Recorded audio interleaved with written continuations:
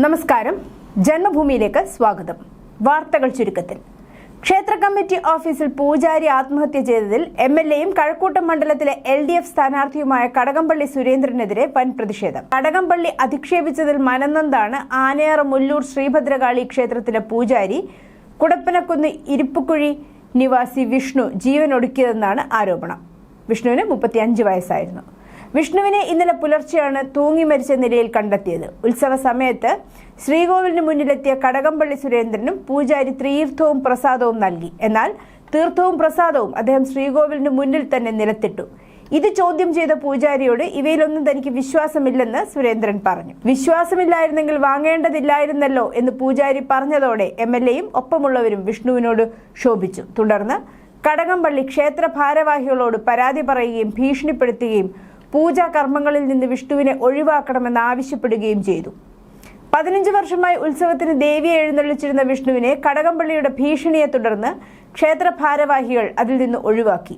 ഇതുകൂടെ ആയപ്പോൾ മനോവിഷമത്താൽ വിഷ്ണു ആത്മഹത്യ ചെയ്യുകയായിരുന്നു. സംസ്ഥാന നിയമസഭാ തെരഞ്ഞെടുപ്പ് പ്രചാരണത്തിന് ഇന്ന് കൊട്ടിക്കലാശം. 3 ആഴ്ച നീണ്ടുനിന്ന വലിയ പ്രചാരണ കോലാഹലത്തിനാണ് ഇന്ന് ക്ലൈമാക്സ് ഒരുങ്ങുന്നത്. ഓരോ മണ്ഡലത്തിന്റെയും വിവിധ കേന്ദ്രങ്ങളിൽ ആവേശം വാനോളം ഉയർത്താൻ സ്ഥാനാർത്ഥികളും നേതാക്കളും അണികളും എത്തും. ദേശീയ നേതാക്കൾ അവസാന നിമിഷം വരെ കേരളത്തിൽ നടത്തിയ പടയോട്ടമായിരുന്നു ഇത്തവണത്തെ പ്രത്യേകത. നാളെ നിശബ്ദ പ്രചാരണത്തിന് ശേഷം മറ്റന്നാൾ കേരളം പോളിംഗ് ബൂത്തിലേക്ക് നീങ്ങും. വലിയ പ്രതീക്ഷയിലാണ് 3 മുന്നണികളും. വോട്ടെടുപ്പുമായി ബന്ധപ്പെട്ട് ഇന്ന് വൈകിട്ട് 6 മുതൽ 9 വൈകിട്ട് 6 വരെ സംസ്ഥാനത്തെ വിദേശ മദ്യ ചില്ലറ വിൽപ്പനശാലകളും ബാറുകളും കള്ളുഷോപ്പുകളും പ്രവർത്തിക്കില്ല. 48 മണിക്കൂർ ഡ്രൈ ഡേ ആണ് പ്രഖ്യാപിച്ചിട്ടുള്ളത്. ശബരിമലയിൽ മണ്ഡല മകരവിളക്ക് തീർത്ഥാടനം കൂടുതൽ സുരക്ഷിതവും സുഗമവുമാക്കാൻ വെർച്വൽ ബുക്കിംഗിൽ അടക്കം മാറ്റങ്ങൾ നിർദ്ദേശിച്ച് ഹൈക്കോടതി ഉത്തരവ്. പമ്പയിൽ നിന്ന് ദിവസം 80,000 തീർത്ഥാടകരെ മാത്രമേ സന്നിധാനത്തേക്ക് കടത്തിവിടാവൂ എന്നാണ് പ്രധാന നിർദ്ദേശം. പരമ്പരാഗത കാനന പാതയിലൂടെ ദിവസം പരമാവധി 5,000 തീർത്ഥാടകർ മാത്രം. ശബരിമല യുവതി പ്രവേശനവുമായി ബന്ധപ്പെട്ട കേസിൽ സുപ്രീം കോടതി ഭരണഘടനാ ബെഞ്ചിൽ വാദം ഇന്നു മുതൽ. ചീഫ് ജസ്റ്റിസ് അധ്യക്ഷനായ 9-അംഗ ഭരണഘടനാ ബെഞ്ചാണ് വാദം കേൾക്കുന്നത്. ശബരിമല വിധിയിൽ പുനഃപരിശോധന വേണം എന്ന് ആവശ്യപ്പെടുന്നവരുടെ വാദമായിരിക്കും കോടതി ആദ്യം കേൾക്കുക. പുനഃപരിശോധനയെ അനുകൂലിക്കുന്നവർക്കൊപ്പം വാദിക്കാൻ അനുവദിക്കണമെന്നാണ് കേരള സർക്കാരിന്റെ നിലപാട്. മകന് പതിവായി കഞ്ചാവും മദ്യവും നൽകുന്ന സുഹൃത്തിനെ കുത്തിക്കൊലപ്പെടുത്താൻ ശ്രമിച്ചെന്ന കേസിൽ പിതാവ് കരിക്കകം പുതുവൽ പുത്തൻ വീട്ടിൽ സതീഷ് കുമാറിനെ പേട്ട പോലീസ് അറസ്റ്റ് ചെയ്തു. ശനിയാഴ്ച വൈകിട്ട് കരിക്കകം റെയിൽവേ പാലത്തിന് സമീപം വെച്ച് കുത്തേറ്റ് കടകംപള്ളി ടൈറ്റാനിയം ജെയിൻ നിവാസിൽ വിജിൻ വിക്ടർ മെഡിക്കൽ കോളേജ് ആശുപത്രിയിൽ ചികിത്സയിലാണ്. വിജിനെ പലവട്ടം സതീഷ് കുമാർ വിലക്കിയിട്ടും ഫലമില്ലാതെ വന്നതോടെയായിരുന്നു ആക്രമണമെന്ന് പോലീസ് പറഞ്ഞു. പേട്ട പോലീസ് സ്റ്റേഷനിൽ നിരവധി ലഹരി അടിപിടി കേസുകളിൽ പ്രതിയാണ് വിജിൻ. ഹരിയാന സീറ്റ് കോഴയിൽ പണം കൈപ്പറ്റിയ കോൺഗ്രസ് നേതാക്കളായ KC വേണുഗോപാലിനും കൊടിക്കുന്നിൽ സുരേഷിനുമെതിരെ കൂടുതൽ വെളിപ്പെടുത്തലുമായി പരാതിക്കാരൻ ഗൗരവ് കുമാർ. മഹിളാ കോൺഗ്രസ് ജനറൽ സെക്രട്ടറിയായിരുന്ന ഭാര്യ സുചിത്ര ദേവിക്ക് നിയമസഭാ സീറ്റ് വാഗ്ദാനം ചെയ്ത് AICC general secretary KC Venugopal, Priyanka Gandhi, MP Kodikunnil Suresh എന്നിവർ നടത്തിയ തട്ടിപ്പിന്റെ കൂടുതൽ വിശദാംശങ്ങളാണ് ഗൗരവ് കുമാർ വാർത്താ സമ്മേളനത്തിൽ വെളിപ്പെടുത്തിയത്. KC വേണുഗോപാൽ, വേണുഗോപാലിന്റെ PA അനസ് അലി, കൊടിക്കുന്നിൽ സുരേഷ്, പ്രിയങ്ക ഗാന്ധിയുടെ PA ഷദാബ് അഹമ്മദ് ഖാൻ എന്നിവർക്കെതിരെ ഡൽഹി പോലീസ് കേസെടുത്തിട്ടുണ്ട്. കൊടിക്കുന്നിൽ സുരേഷ് പണം കൈപ്പറ്റുന്നതിന് മുൻപായി താനുമായി നടത്തിയ വാട്സാപ്പ് ചാറ്റിന്റെ സ്ക്രീൻഷോട്ടും ഗൗരവ് കുമാർ പുറത്തുവിട്ടു. ഒരു സ്ഥാനാർത്ഥിയെ തെരഞ്ഞെടുക്കുമ്പോൾ നല്ല ജീവിതരേഖയുള്ള ആളെ തെരഞ്ഞെടുക്കണം. എന്നാൽ ഇടതുപക്ഷം അത് ചെയ്യുന്നില്ലെന്ന് സ്വപ്ന സുരേഷ് പറഞ്ഞു. ഒരു യൂട്യൂബ് ചാനലിന് നൽകിയ അഭിമുഖത്തിലാണ് ഇക്കാര്യം ചൂണ്ടിക്കാട്ടിയത്. കടകംപള്ളി സുരേന്ദ്രനെ പോലെ സ്ഥാനാർത്ഥികൾക്ക് ഒരിക്കലും രണ്ടാമതൊരവസരം കൊടുക്കരുത്. ഇത്തരം സ്ത്രീ വിഷയങ്ങളുമായി താല്പര്യമുള്ളവർക്ക് ഒരിക്കലും രണ്ടാമതൊരവസരം കൊടുക്കരുത്. ഇനിയും ഇവരെ പോലെയുള്ളവർ വന്നാൽ സംസ്ഥാനം വീണ്ടും കൊള്ളയടിക്കപ്പെടും, സ്വപ്ന സുരേഷ് പറഞ്ഞു. ഇടതുപക്ഷം ഭരിക്കുന്ന കേരളത്തിൽ ഒരു അമ്മയോ സഹോദരിയോ ഒരു മകളോ സുരക്ഷിതയല്ലെന്നും സ്വപ്ന സുരേഷ് പറയുന്നു. CPM കേന്ദ്ര കമ്മിറ്റി അംഗം CS സുജാതയ്ക്കെതിരെ ജാതി അധിക്ഷേപ പരാമർശവുമായി അമ്പലപ്പുഴ UDF പിന്തുണയ്ക്കുന്ന സ്വതന്ത്ര സ്ഥാനാർത്ഥി G സുധാകരൻ. സുജാത നായന്മാരുടെ വീട്ടിലേ പോകൂ, നായരെന്നറിയിക്കാൻ മുല്ലയും തുളസിയും തലയിൽ ചൂടുമെന്നും സുധാകരൻ പറഞ്ഞു. ഇവർ അങ്ങോട്ട് ചെന്നാൽ നായന്മാരെല്ലാം വോട്ട് ചെയ്യുമെന്നാണ് ധാരണ. സുജാതയ്ക്ക് നാണമില്ലേ എന്നും സുധാകരൻ ചോദിച്ചു. അമ്പലപ്പുഴയിലെ ചാർജുകാരിയാണെന്നാണ് പറയുന്നത്. അവർ അവിടെ മലമറിക്കുകയാണോ? സുജാതയെ ഇവിടെ ആർക്കെങ്കിലും പരിചയമുണ്ടോ എന്നും സുധാകരൻ ചോദിച്ചു. തന്റെ അനുജൻ ഭുവനേശ്വറിന്റെ കൊലപാതകത്തിന് പിന്നിൽ SFIക്കാരാണെന്ന് ഭുവനേശ്വറിനെ നിർബന്ധിച്ച് കോളേജിൽ വിട്ടത് CPMകാരാണെന്നും സുധാകരൻ പറഞ്ഞു. അക്രമികളായ SFIക്കാർ ഓടി അവന്റെ മുറിയിൽ പോയി കയറി. പിന്നാലെ അടികൊണ്ട KSUക്കാർ വന്നു. SFIക്കാർ ഭുവനേശ്വറിനെ അവിടെ ഉപേക്ഷിച്ച് ജനാല തുറന്ന് പൈപ്പ് വഴി രക്ഷപ്പെട്ടു.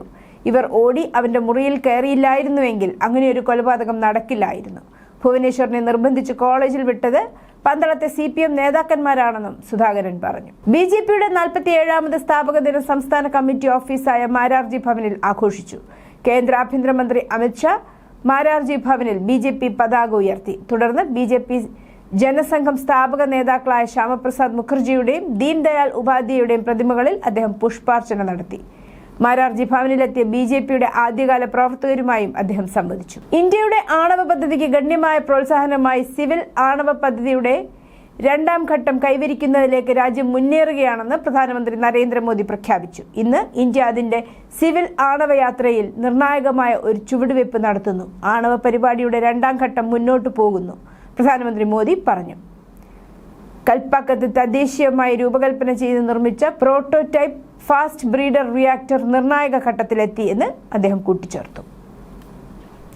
കോവിഡ് കാലത്ത് കൊടിയ മർദ്ദനത്തിനിരയായ അച്ഛനും മകനും കസ്റ്റഡിയിൽ കൊല്ലപ്പെട്ട കേസിൽ 9 പോലീസ് ഉദ്യോഗസ്ഥർക്ക് ഇരട്ട വധശിക്ഷ. 2020 ലോക്ഡൌൺ ലംഘിച്ച് മൊബൈൽ ഫോൺ കട തുറന്നുവെന്നാരോപിച്ചാണ് പോലീസുകാർ ഈ പാതകം ചെയ്തത്. തൂത്തുക്കുടിയിലെ സത്താൻകുളം പോലീസ് സ്റ്റേഷനിലെ ഇൻസ്പെക്ടർ ശ്രീധർ അടക്കം 9 പോലീസ് ഉദ്യോഗസ്ഥർക്കാണ് ശിക്ഷ. കുടുംബത്തിന് നഷ്ടപരിഹാരമായി 1.40 കോടി രൂപ കുറ്റവാളികൾ നൽകണമെന്നും ഉത്തരവിട്ടു. ഇതിൽ 84 ലക്ഷം ഇൻസ്പെക്ടർ ശ്രീധർ നൽകണം. സാത്തൻകുളം സ്വദേശികളായ P ജയരാജും മകൻ J ബെന്നിക്സുമാണ് കൊല്ലപ്പെട്ടത്. കസ്റ്റഡി കൊലകൾ ആവർത്തിക്കാതിരിക്കാനുള്ള താക്കീതായി ഈ ശിക്ഷ മാറണമെന്ന് സെഷൻസ് കോടതി ജഡ്ജി G മുത്തുകുമാരൻ പറഞ്ഞു. 10 പ്രതികൾ ഉണ്ടായിരുന്ന കേസിൽ special SI Paul Durai Covid ബാധിച്ചു മരിച്ചിരുന്നു. CBI ആണ് കേസ് അന്വേഷിച്ചത്. ഡൽഹി നിയമസഭയിൽ ഇന്നലെ വൻ സുരക്ഷാ വീഴ്ച രേഖപ്പെടുത്തി. 2ാം നമ്പർ ഗേറ്റിലൂടെ ഒരു കാർ ബാരിക്കേഡുകൾക്കുള്ളിൽ ഇടിച്ചു കയറി നിയമസഭാ സ്പീക്കറുടെ കാറിന് നേരെ മഷി ഒഴിച്ച ശേഷം സംഭവ സ്ഥലത്ത് നിന്ന് രക്ഷപ്പെട്ടു. ഇന്നലെ ഉച്ച കഴിഞ്ഞാണ് സംഭവം.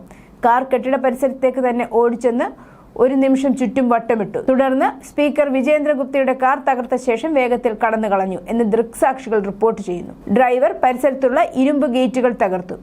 UP 26 AZ 8090 എന്ന നമ്പറുള്ള കാർ സരബ്ജീത് സിംഗിന്റേതാണെന്നും ഉത്തർപ്രദേശിലെ പിലിഭിത്ത് ജില്ലയുടെ വിലാസമാണെന്നും തിരിച്ചറിഞ്ഞിട്ടുണ്ട്. ബംഗാളിലെ മമതയുടെ കോട്ടയായ മാൾഡയിൽ SIR മേൽനോട്ടത്തിനെത്തിയ 2 സ്ത്രീകൾ ഉൾപ്പെടെയുള്ള 7 ജുഡീഷ്യൽ ഉദ്യോഗസ്ഥർ പോകുന്ന വാഹനത്തെ 34 ബൈക്കുകൾ ചേസ് ചെയ്യുന്നതിന്റെ CCTV ദൃശ്യങ്ങൾ പുറത്തുവന്നു. മമതയുടെ പാർട്ടിയായ തൃണമൂലിലെ ഗുണ്ടകളുടെ സംഘമാണിതെന്ന് പറയപ്പെടുന്നു. ഇവരിൽ നിന്ന് രക്ഷപ്പെടാൻ അപകടകരമായ രീതിയിൽ അതിവേഗത്തിൽ വണ്ടി ഓടിക്കുകയായിരുന്ന ജുഡീഷ്യൽ ഉദ്യോഗസ്ഥരെ കയറ്റിയ വാഹനത്തിലെ ഡ്രൈവർമാർ. പുതിയ വോട്ടർ പട്ടിക തയ്യാറാക്കാനുള്ള SIR പ്രക്രിയ തടയുക എന്നതാണ് മമതയുടെ ഗുണ്ടകളുടെ ലക്ഷ്യം. പക്ഷേ SIR പ്രക്രിയ പൂർത്തിയാക്കുമെന്ന ദൃഢനിശ്ചയത്തിലാണ് കേന്ദ്ര സർക്കാർ. പിന്നീട് അർദ്ധസൈനിക വിഭാഗം എത്തിയാണ് ഈ ജുഡീഷ്യൽ ഉദ്യോഗസ്ഥരെ 34 ബൈക്കുകളിലെ ഗുണ്ടാ സംഘത്തിൽ നിന്നും രക്ഷിച്ചത്. ബംഗളൂരുവിലെ M ചിന്നസ്വാമി സ്റ്റേഡിയത്തിൽ അടുത്തിടെ നടന്ന ഇന്ത്യൻ പ്രീമിയർ ലീഗ് മത്സരത്തിനിടെ പ്രായപൂർത്തിയാകാത്തവരെ ഉൾപ്പെടുത്തി സംഘടിപ്പിച്ച ഒരു മോഷണ റാക്കറ്റ് വെളിച്ചത്തു വന്നു. അവിടെ വെച്ച് കാണികളിൽ നിന്ന് 18 ലക്ഷം രൂപയുടെ മൊബൈൽ ഫോണുകൾ മോഷ്ടിക്കപ്പെട്ടു. ജാർഖണ്ഡ് ആസ്ഥാനമായുള്ള ഒരു മാനേജറുടെ നേതൃത്വത്തിൽ നിരവധി പ്രായപൂർത്തിയാകാത്തവർ ഉൾപ്പെടെ 11 പ്രതികളെ പോലീസ് തിരിച്ചറിഞ്ഞു. തിരക്കേറിയ സ്റ്റാൻഡുകൾക്കിടയിൽ മോഷണം നടത്താൻ കുട്ടികളെ ഉപയോഗിച്ച ജാർഖണ്ഡ് ആസ്ഥാനമായുള്ള ഒരു മാനേജറുടെ നേതൃത്വത്തിലായിരുന്നു ഇത്. സംഘം കൃത്യതയോടെ പ്രവർത്തിച്ചതായി റിപ്പോർട്ടുണ്ട്. കണ്ടെത്താതിരിക്കാൻ ഒരു ചങ്ങലയിലൂടെ അവ കൈമാറിയതായും അന്വേഷണ ഉദ്യോഗസ്ഥർ പറയുന്നു. പ്രായപൂർത്തിയാകാത്തവരെ ഉപയോഗിക്കുന്നത് അവരെ ജനക്കൂട്ടത്തിൽ ലയിപ്പിക്കാനും സംശയം ഒഴിവാക്കാനും സഹായിച്ചു.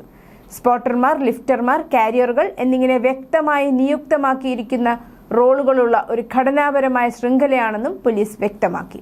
മോഷ്ടിച്ച 21 ഫോണുകൾ അധികൃതർ വേഗത്തിലുള്ള ഏകോപനത്തെ തുടർന്ന് കണ്ടെടുത്തു. ചരിത്ര നേട്ടം കുറിച്ച് ആർട്ടിമിസ് 2 സംഘം ഭൂമിയിൽ നിന്ന് ഏറ്റവും അകലേക്ക് സഞ്ചരിച്ച മനുഷ്യർ എന്ന റെക്കോർഡ് സ്വന്തമാക്കി. 1970 അപ്പോളോ 13 ദൗത്യം സ്ഥാപിച്ച റെക്കോർഡാണ് ആർട്ടിമിസ് 2 സംഘം തിരുത്തിക്കുറിച്ചത്. ഇന്നത്തെ യാത്രയുടെ ഏറ്റവും കൂടിയ ദൂരമായ 2,52,757 മൈൽ, അതായത് 4,06,778 കിലോമീറ്റർ പിന്നിടുന്നതോടെ പഴയ റെക്കോർഡിനേക്കാൾ ഏകദേശം 4,102 മൈൽ, ഏകദേശം 6,602 കിലോമീറ്റർ അധിക ദൂരം ഇവർ പിന്നിടും. ഇറാനുമായുള്ള യുദ്ധത്തിൽ US-നെ പിന്തുണയ്ക്കാത്തതിന് പ്രസിഡന്റ് ഡൊണാൾഡ് ട്രംപ് US സഖ്യകക്ഷികളെ നിശിതമായി വിമർശിച്ചു. ജപ്പാൻ ഞങ്ങളെ സഹായിച്ചില്ല, ഓസ്ട്രേലിയ ഞങ്ങളെ സഹായിച്ചില്ല, ദക്ഷിണ കൊറിയ ഞങ്ങളെ സഹായിച്ചില്ല, പിന്നെ നിങ്ങൾ നാറ്റോയിലേക്ക് പോയി, നാറ്റോ ഞങ്ങളെ സഹായിച്ചില്ല. തിങ്കളാഴ്ച ഏപ്രിൽ 6 വൈറ്റ് ഹൌസിൽ വാർത്താ സമ്മേളനത്തിൽ ട്രംപ് പറഞ്ഞു. വിദേശത്തുള്ള US സൈനികരെക്കുറിച്ച് ട്രംപ് കൂട്ടിച്ചേർത്തു.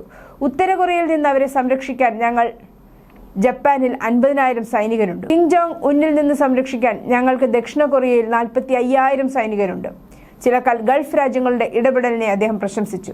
സംഘർഷത്തോടുള്ള അവരുടെ സാമീപ്യം ചൂണ്ടിക്കാട്ടി. സൗദി അറേബ്യ മികച്ചതാണ്, ഖത്തർ മികച്ചതാണ്, UAE മികച്ചതാണ്, അതുപോലെ തന്നെ ബഹ്റൈനും കുവൈറ്റും ട്രംപ് വ്യക്തമാക്കി. ഒറ്റ രാത്രി കൊണ്ട് ഇറാൻ എന്ന രാജ്യത്തെ പൂർണ്ണമായും ഇല്ലാതാക്കാൻ അമേരിക്കയ്ക്ക് സാധിക്കുമെന്ന് US president Donald Trump. Hormuz കടലിടുക്ക് തുറന്നുകൊടുക്കാനോ പുതിയ കരാറിൽ ഒപ്പുവെക്കാനോ ഇറാൻ തയ്യാറാകണം. അല്ലാത്തപക്ഷം അവിടുത്തെ വൈദ്യുതി നിലയങ്ങളും പാലങ്ങളും ഉൾപ്പെടെ അടിസ്ഥാന സൗകര്യങ്ങൾ ആക്രമിക്കുമെന്ന് പ്രകോപനപരമായ ഭാഷയിൽ ട്രംപ് ഭീഷണി മുഴക്കി. ഇറാൻ യുദ്ധത്തെക്കുറിച്ച് രാജ്യത്തെ അഭിസംബോധന ചെയ്യുകയായിരുന്നു ട്രംപ്. News desk Janmabhumi.